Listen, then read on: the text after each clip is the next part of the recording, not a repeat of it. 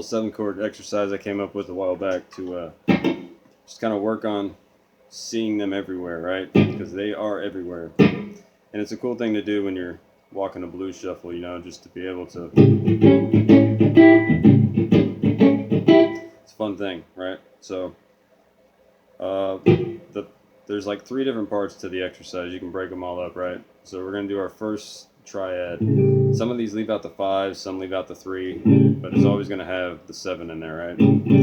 So the first A7 triad, A dominant 7, you're going to be 5 on low E, 4 on A, D on 5. Alright, you got an A, C sharp, and a G. So you got your 1, your 3, and your 7, right? Okay, so that's your first one. Second one, thumb on 5 on the E. You can let the A ring out if you want. 5 on D, 6 on G, 5 on B. Okay, the second one, you're going to have D on 7, G on 6, 8 on B. Alright, and the final one, you're going to have 9 on G, 8 on B, 9 on the high E. Alright, so you're going to do this over and over. You're going to go 1, 2, 3, 4, 1, 2, 3.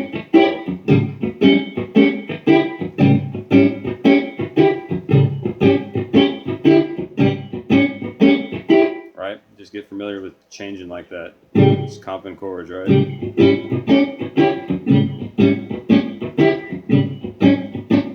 Okay, so that's the first half of it, right? The second half, we're going to come up here and play that extended A7, right?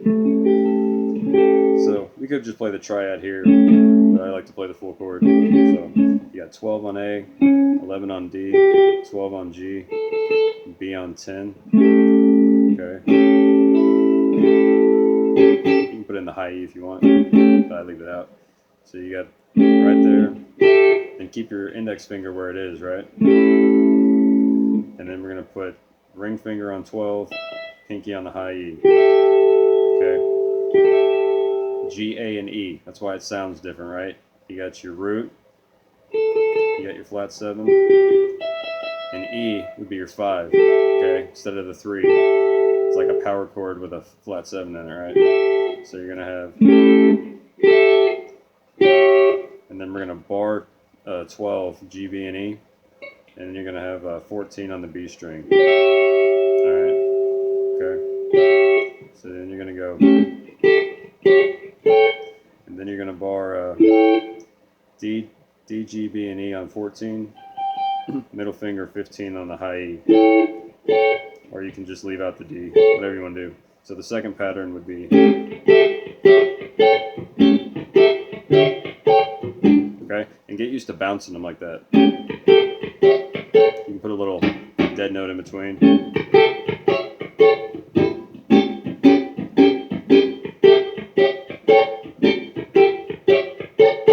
Right, so then you just combine them, and like you can do as many times as you want. I like to kind of do them twice and just.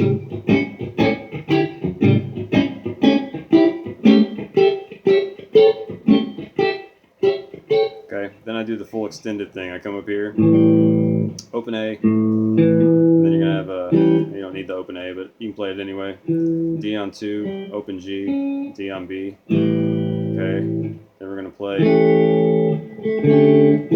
bar D, G, B, and E on 2, and then high E on 3. Right,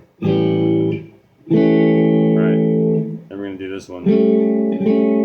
This is a Daniel Donato chord. That's where I got this one from, right? He does a cool lick with this chord. So you're going to bar G, B, and E on 2. And then you're going to get your flat 7 there on 5 on the D. Alright. You can actually put it here too. Alright. It's got a cool like dissonance to it. So you'll have D.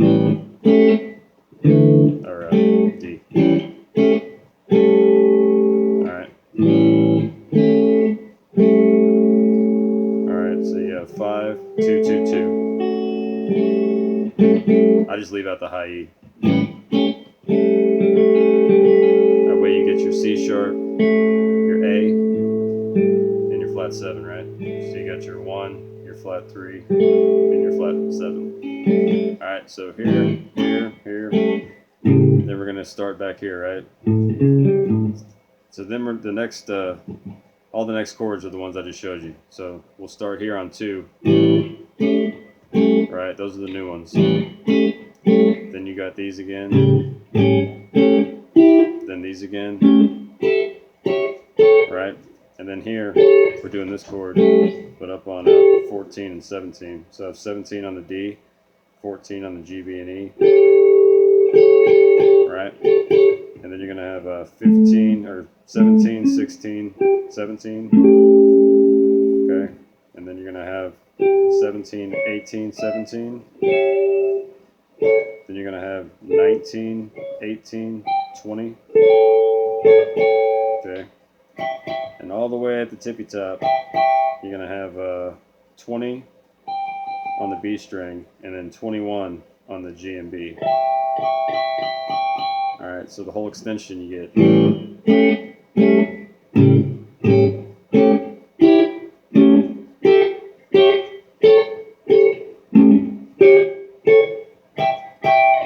When you get up here, you gotta really, I mean, I have my thumb my thumb is on the neck joint, right?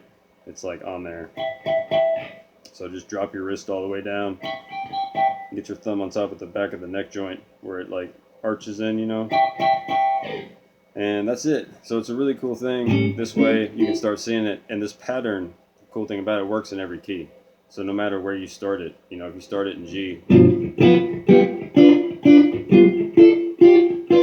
it works everywhere, right? So you can do it B, you know. So that way you can start seeing if you're doing a blues shuffle instead of just doing the same chord, you know. You're doing the same thing, but it looks like you're doing a lot, you know. Sounds cool. Gives it a different timbre everywhere.